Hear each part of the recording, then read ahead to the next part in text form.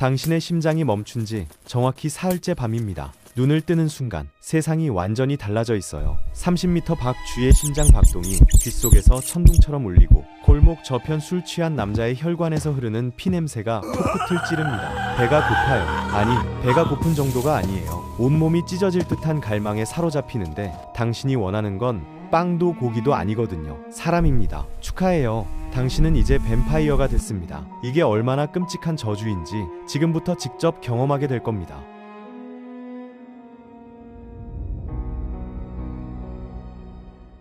때는 14세기 동유럽의 어느 작은 마을. 당신은 22살의 평범한 청년이에요. 오늘 밤은 특별한 날이죠. 3년을 짝사랑했던 그녀를 만나러 가는 길이거든요. 목욕까지 했습니다. 중세시대의 목욕이라니 대단한 각오 아닙니까? 지름길로 가기로 해요. 어둡고 좁은 골목이지만 뭐 어때요? 더 험한 데도 다녀봤는데 그때 누군가 나타납니다. 키가 크고 창백한 피부, 눈에서 불길한 기운이 감도는 남자예요. 비명을 지르기도 전에 그가 달려들고 송곳니가 목을 파고들고 의식이 사라집니다. 그게 인간으로서의 마지막 순간이에요. 사흘 동안 당신의 몸에서는 끔찍한 일이 벌어집니다. 다행히 의식이 없어서 느끼진 못하지만요. 심장이 멈추고 폐가 숨쉬기를 포기해요. 필요 없어진 장기들이 썩어 문드러지면서 유황 냄새가 나는 끈적한 액체만 남습니다. 혈액은 응고됐다가 당신을 물어뜯은 그 존재의 정수로 천천히 대체돼요. 피부는 창백하고 차가워지며 이빨은 날카로운 송곳니로 변합니다. 셋째 날 밤 지하 묘지에서 눈을 뜹니다. 극심한 굶주림이 온몸을 짓누릅니다. 사람들 사이로 돌아오니까 이상한 걸 발견해요.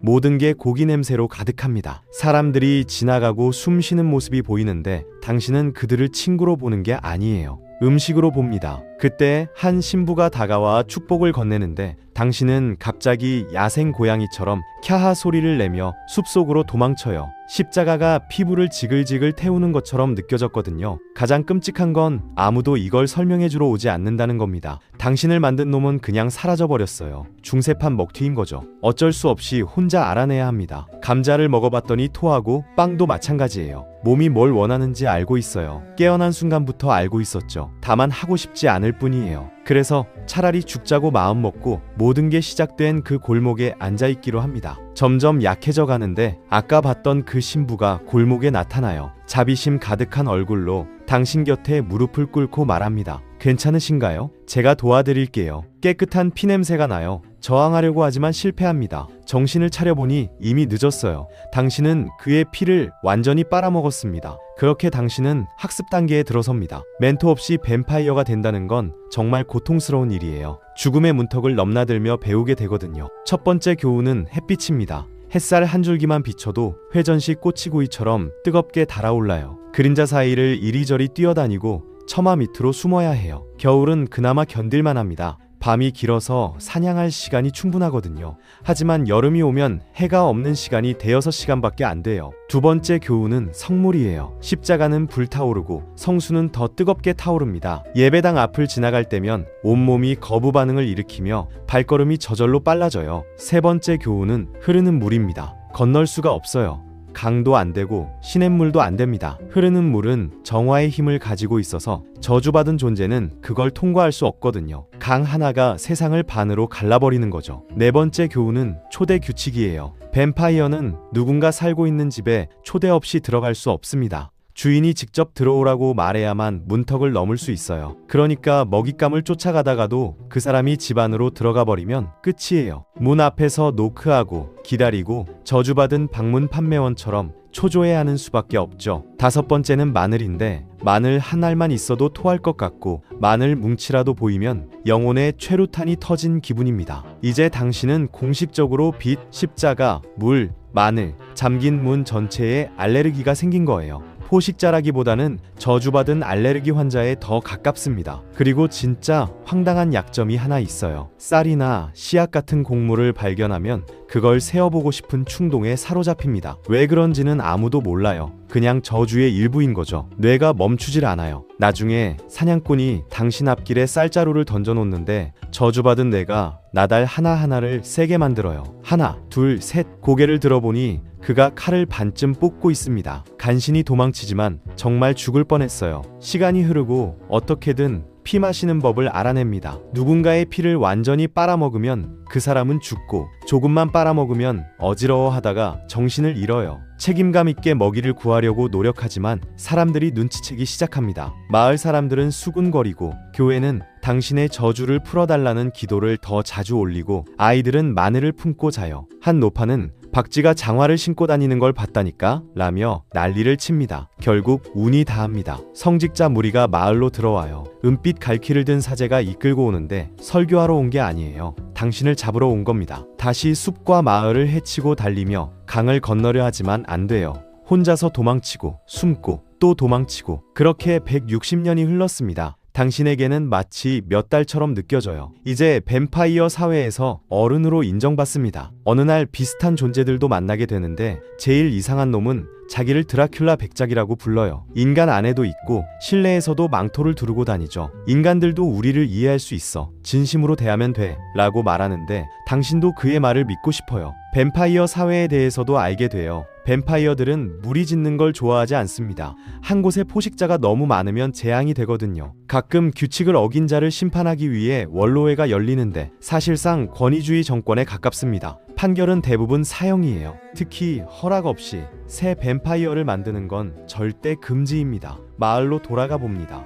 당신을 알던 사람들은 모두 죽었어요. 당신의 이름은 잊혀졌고 존재했다는 기록은 지워졌습니다. 감정이 메말라 버렸다고 생각하는 바로 그 순간 그녀를 만납니다. 술집 종업원인데 재밌고 친절하고 햇살처럼 환하게 웃어요. 당신은 자신이 무엇인지 잊어버립니다. 그녀의 술집에 들르고 술통 나르는 것을 돕고 심지어 빵까지 먹어보려 해요. 마구간 뒤에서 2번이나 토합니다. 그녀를 바라볼 때마다 두 가지 감정이 싸워요. 한쪽은 오랜만에 느끼는 따뜻함이고 다른 한쪽은 굶주림입니다. 사랑하는 건지 먹고 싶은 건지 구분이 안 돼요. 어쩌면 뱀파이어에게 그 둘은 같은 것일지도 모릅니다. 마침내 고백하자 그녀는 비명을 지르며 교회로 달려갑니다. 당신은 그녀를 막을 수도 있어요. 기억을 지우거나 그 자리에서 피를 빨아먹을 수도 있죠. 하지만 그렇게 하지 않습니다. 수십 년 만에 처음으로 무언가를 느꼈고 그것은 굶주림이 아니었기 때문이에요. 그녀는 모든 사람에게 이 사실을 알립니다.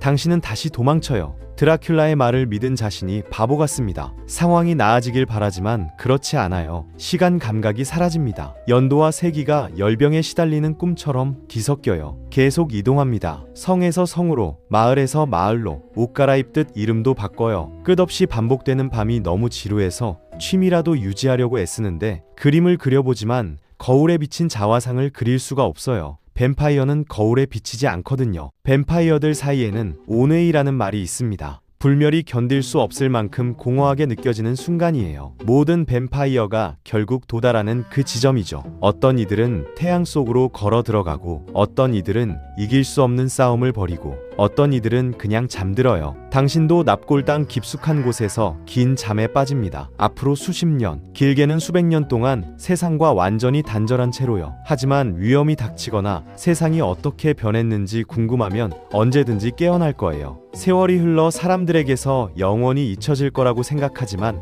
그들은 당신을 잊지 않아요. 당신은 명단에 올라가 있거든요. 수도승들에게 대대로 내려오는 뱀파이어 사냥 명단에요. 그리고 이제 그들이 당신을 찾아옵니다. 쇠스랑을 휘두르는 농민들이 아니에요. 진짜 전문가들이죠. 병에 담긴 성수를 던지고 당신의 반응을 보고 기록합니다. 당신을 두려워하지도 미워하지도 않아요. 그저 오래된 숙제를 연구하는 표정이에요. 이 인간들은 잠도 안 자요. 당신은 저항하고 도망치고 납골당 더 깊숙이 숨어보지만 소용없습니다. 그들은 땅을 파헤치고 관을 부수고 끝까지 쫓아와요. 한때 당신은 포식자였는데 이제는 현상금이 걸린 사냥감 신세가 됐습니다. 도망치는 생활은 지치고 익숙해져요. 세월을 세는 것조차 포기하게 됩니다. 왕국의 흥망성쇠를 목격하고 2번의 세계대전도 경험합니다. 오래전 짝사랑했던 그녀와 비슷한 웃음을 가진 여자도 수백 번은 봤어요. 매번 심장이 뛰는 것 같았지만 당신에게 심장은 더 이상 없잖아요. 결국 당신은 지칩니다. 더 이상 도망칠 힘도 의지도 없어요.